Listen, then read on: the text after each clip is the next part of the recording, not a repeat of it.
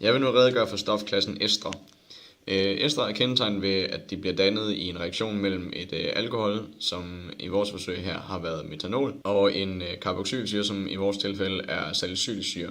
Og kendetegnet ved, at det er et alkohol, det er, at vi har den funktionelle OH-gruppe her, og ved carboxylsyren har vi COOH-bindingen her. Og tilsammen så går det i en kondensationsreaktion, hvilket vil sige, at når to stoffer de går i reaktion med hinanden, så bliver der dannet vand blandt andet. Men udover det, så kommer esteren her, som er kendetegnet ved bindingen COO her, hvor der er et carbonatom, der er dobbeltbundet til et oxygen, og så et andet, der kun er enkeltbundet til et oxygen.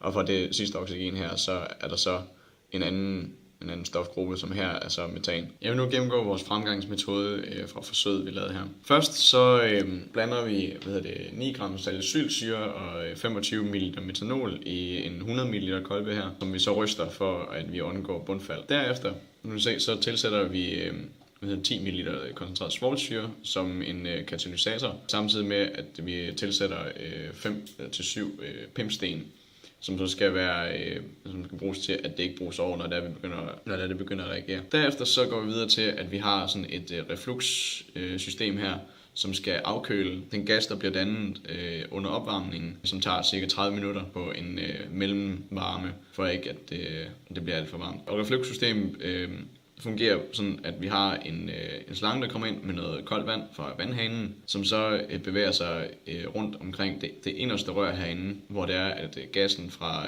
vores blanding her, den kommer til at være, som så afkøler det for, at vi undgår, at det flyver ud i luften. Og vandet ryger så ud her og ud i vasken igen. Og hvis vi kigger på vores makrodel her, så vil vi se, at vi har salicylsyren og metanolen, som går i forbindelse med hinanden her, og når man ryster den, så får vi en klar væskefri, at der ikke bliver dannet bundfald, eller vi fjerner bundfaldet. Og så pimpstenene her tegnet ind, det sørger så for, som jeg sagde før, at det ikke bruges over. Og som jeg så også forklarede før, at refluxsystemet skulle sørge for, at den gas, der bliver dannet under opvarmning, den ikke flyver ud i lokalet, så derfor så bliver det afkølet her, og så bliver det inde i røret og falder ned igen. Så går vi videre til næste side her. Så efter opvarmningen, så sørger vi for, at vi får vores væske blanding afkølet igen, og der har vi så vores blanding her. Og den putter vi så op i sådan en trakt, hvor vi så blander det med 25 ml dichlormetan. Og det begynder vi så at ryste. Vi skal huske,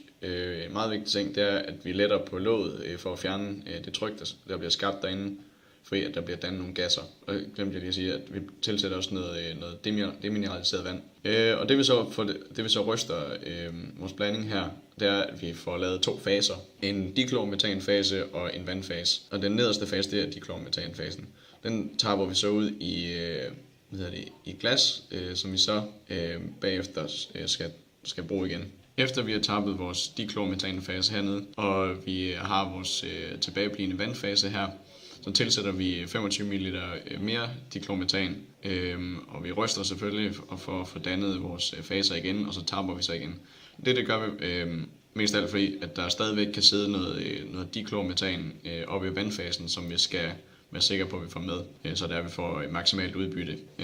Og til sidst så tapper vi så vandfasen fri ned i et andet glas, fordi vi skal ikke bruge den her. Og for at kigge på, hvad der sker hernede i vores makro, så kan vi se, at når det er, vi ryster, så i stedet for at have en stor blanding her, så får vi faserne her. Og det vil sige, at metylsalicylat, det der bliver dannet her, det ekstraheres op i dichlormetanfasen. Og når vi så er det, vi så tapper det og sørger for, at der er så lidt som muligt, vi overlapper med vand og dichlormetanfasen. Efter vi så har som vi så på før, ekstraheret dichlormetanfasen, går vi i gang med det næste skridt, hvor det er, vi så tager vores trakt her igen og tilsætter 25 ml demmevand, og så tager vores dichlormetanfase og hælder ned i samtidig. Det vi så gør her bagefter, det er, at når dichlormetanfasen er hernede, så hælder vi 25 ml 5% natriumkarbonat ned i, og her er det så meningen, at det så er den nederste fase, der så skal gemmes,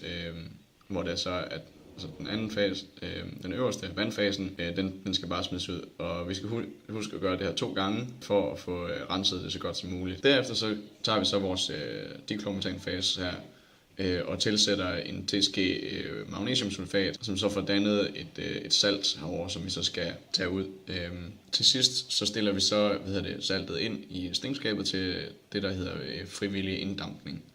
Det man kan se her, det er bare, at vi startede med at skulle tappe vores diklormetanfase og vandfase, og så bagefter så havde vi så, som jeg har farvet med sort her, en anden fase, som selvfølgelig ikke er ens med det, vi havde før, fordi nu har vi kommet noget natriumkarbonat i. Vi har så en forsøg, der hedder syntese metylsalicylat, og forsøget det handlede om, at ligesom vi skulle danne esteren metylsalicylat, og den dannes ved en syrekatalyseret kondensation mellem salicylsyre og metanol, som ses her, vores to reaktanter, hvorved der ligesom bliver dannet det, som jeg sagde, esteren metylsalicylat og vand. Og altså mekanismen bag det hele her, som jeg har taget et eksempel med ehansyre, det er, at oxogruppens oxygenatom, det optager ligesom en hydron fra svovlsyre, som vi bruger som en katalysator i forsøget, hvor vi får dette produkt her til højre. Og det her, det er et eksempel på en syre-base-reaktion, fordi der ligesom bliver afgivet en hydron, hvorved der er noget andet, der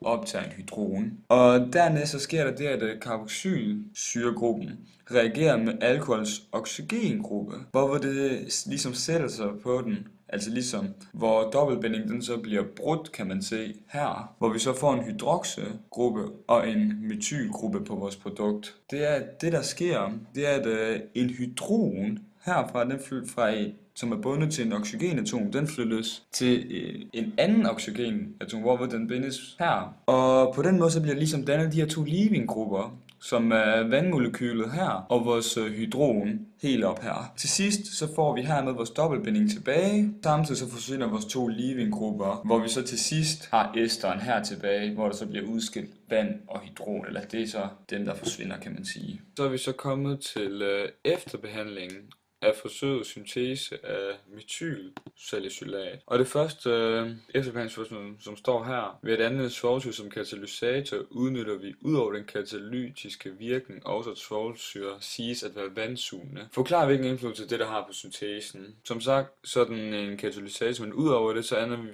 anvender vi altså også svovlsyre, fordi det binder sig til de her vandmolekyler, som vi har i opløsningen. Hvilket gør, at vi ligesom ikke får vandet med, da det her svovlsyre ligesom binder sig til molekylerne, som dermed ligesom trækker molekylerne ud af reaktionen med esteren. Og det gør vi, fordi så får vi en ligevægt mod højre, som netop gør, at vi får mere produkt ud af vores reaktanter. Og så hvilken indflydelse det har, at vi bruger overskud af alkoholen. Og den indflydelse det har, det er, at grund til at vi gør det her med overskud af alkoholen, det er simpelthen fordi, så bliver ligevægtsbrøken mindre end KC. Og det betyder jo så, at vi igen vil få mere produkt, altså mere ester, kan man sige, i vores metylsalicylat. I estersyntesen koges blandingen af alkohol, carboxylsyre og syrekatalysatoren under reflux. Forklar hvorfor det er hensigtsmæssigt at opvarme reaktionsblandingen. Vi opvarmer simpelthen den her blanding, fordi det øger reaktionshastigheden, fordi der ligesom bliver tilført energi i form af varme. Det er jo noget, vi har haft så meget. Det med, at når vi ligesom tilfører varme,